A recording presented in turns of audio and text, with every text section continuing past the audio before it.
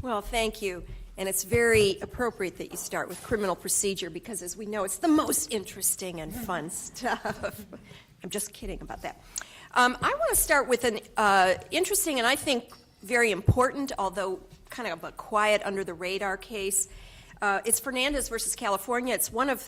It's the only of my three cases that's been decided so far. And it has to do with a broad area of power that the government has to engage in searches and seizures without warrants if the government has consent to search and seize.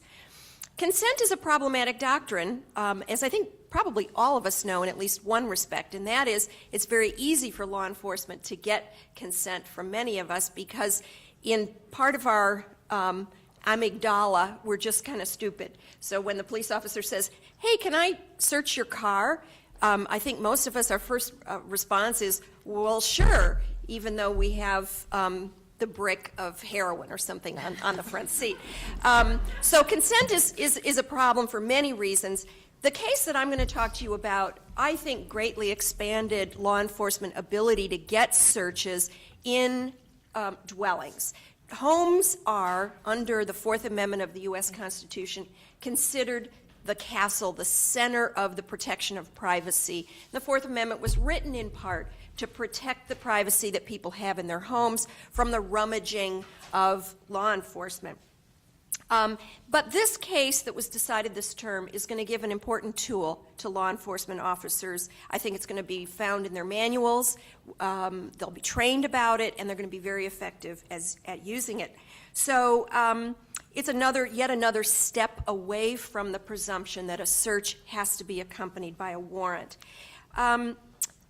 Basically, the Fourth Amendment has said that anytime somebody consents to a search, they are, in essence, waiving their Fourth Amendment rights. And that's true in a consent to search a home, an apartment, any kind of dwelling, even when there are multiple residences, as there typically are in dwelling houses. So if the police knock on your apartment door, for example, while you're here at school, and your roommate opens the door of the apartment, the police say, can we come in and search? And your roommate says, sure, come on in, take a look at everything.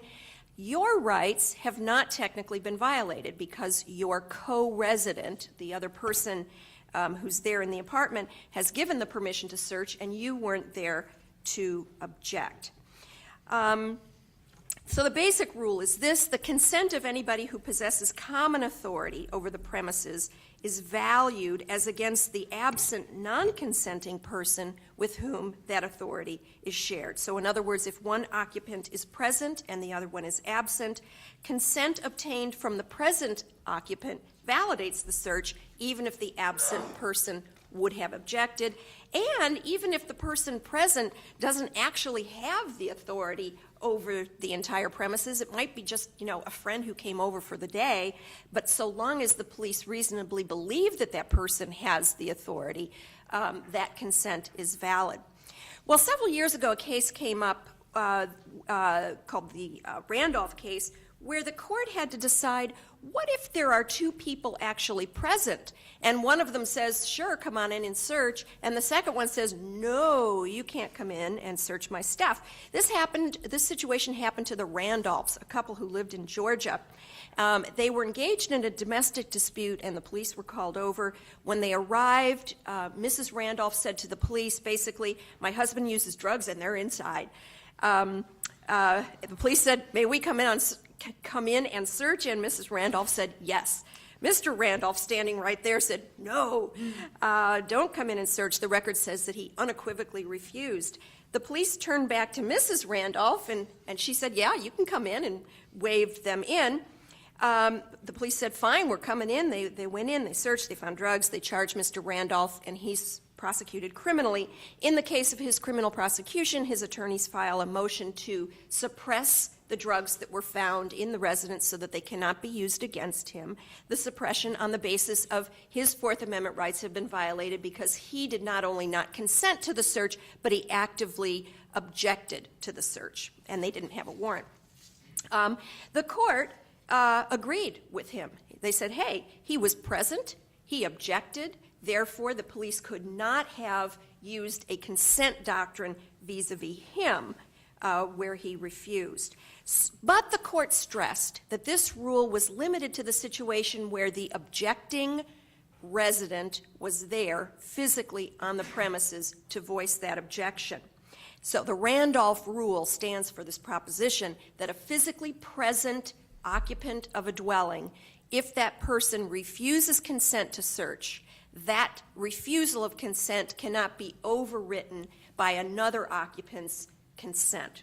So this got the police to thinking, why don't we just take the person in Mr. Randolph's situation away from the front door, and then we don't have somebody who's physically present in order to object to the search.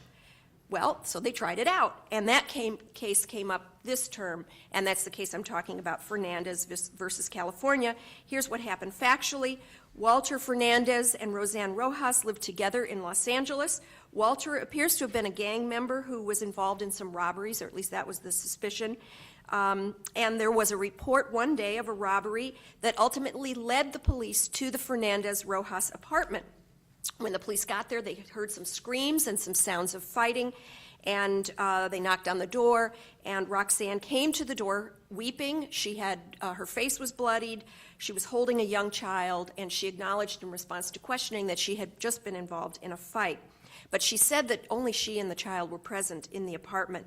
But just then, Walter walked up to out of the apartment to the front door. He obviously had been in there.